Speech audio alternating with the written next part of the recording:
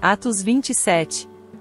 E, como se determinou que navegássemos para a Itália, entregaram Paulo e alguns outros presos a um centurião por nome Júlio, da corte Augusta. E, embarcando em um navio de Adramítio, que estava prestes a navegar em demanda dos portos pela costa da Ásia, fizemo-nos ao mar, estando conosco Aristarco, macedônio de Tessalônica. No dia seguinte chegamos a Sidom, e Júlio, tratando Paulo com bondade, permitiu-lhe ir ver os amigos e receber deles os cuidados necessários. Partindo dali, fomos navegando a sotavento de Chipre, porque os ventos eram contrários. Tendo atravessado o mar ao longo da Cilícia e Panfilha, chegamos a Mirra, na Lícia. Ali o centurião achou um navio de Alexandria que navegava para a Itália, e nos fez embarcar nele.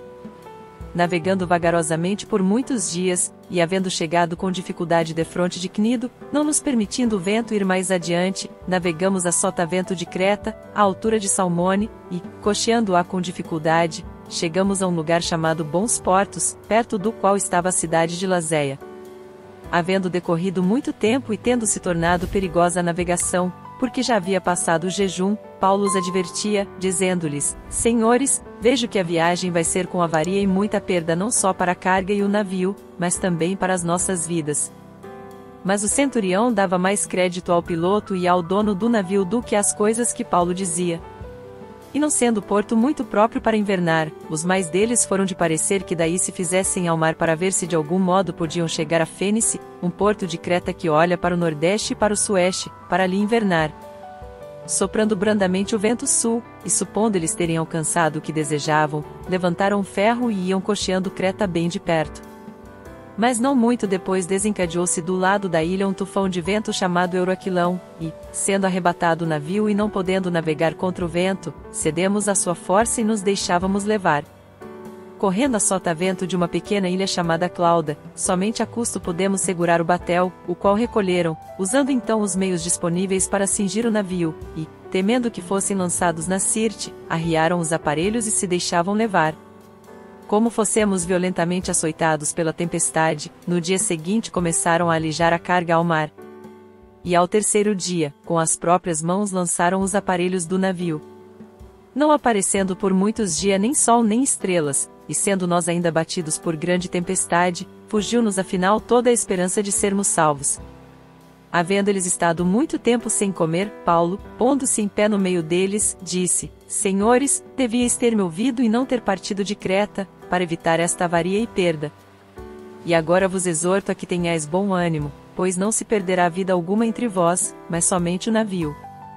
Porque esta noite me apareceu um anjo do Deus de quem eu sou e a quem sirvo, dizendo: Não temas, Paulo, importa que compareças perante César, e eis que Deus te deu todos os que navegam contigo. Portanto, senhores, tende bom ânimo, pois creio em Deus que há de suceder assim como me foi dito. Contudo é necessário irmos dar em alguma ilha. Quando chegou a 14ª noite, sendo nós ainda impelidos pela tempestade no mar de Adria, pela meia-noite, suspeitaram os marinheiros a proximidade de terra, e lançando a sonda, acharam 20 braças, passando um pouco mais adiante, e tornando a lançar a sonda, acharam 15 braças. Ora, temendo irmos dar em rochedos, lançaram da popa 4 âncoras, e esperaram ansiosos que amanhecesse. Procurando, entre mentes, os marinheiros fugir do navio, e tendo arriado o batel ao mar sob pretexto de irem lançar âncoras pela proa, disse Paulo ao centurião e aos soldados: Se estes não ficarem no navio, não poderei salvar-vos.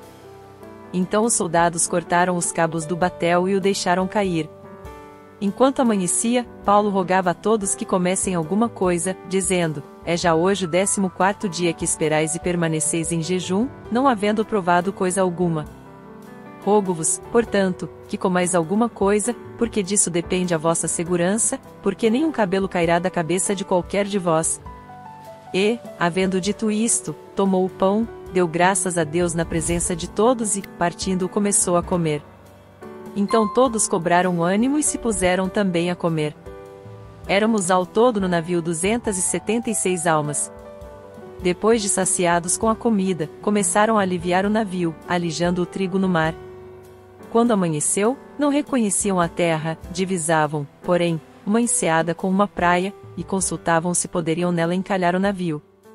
soltando as âncoras, deixaram-nas no mar, largando ao mesmo tempo as amarras do leme, e, içando ao vento a vela da proa, dirigiram-se para a praia. Dando, porém, num lugar onde duas correntes se encontravam, encalharam o navio, e a proa, encravando-se, ficou imóvel, mas a popa se desfazia com a força das ondas. Então o parecer dos soldados era que matassem os presos para que nenhum deles fugisse, escapando a nado. Mas o centurião, querendo salvar a Paulo, estorvou-lhes este intento, e mandou que os que pudessem nadar fossem os primeiros a lançar-se ao mar e alcançar a terra, e que os demais se salvassem, uns em tábuas e outros em quaisquer destroços do navio. Assim chegaram todos à terra salvos.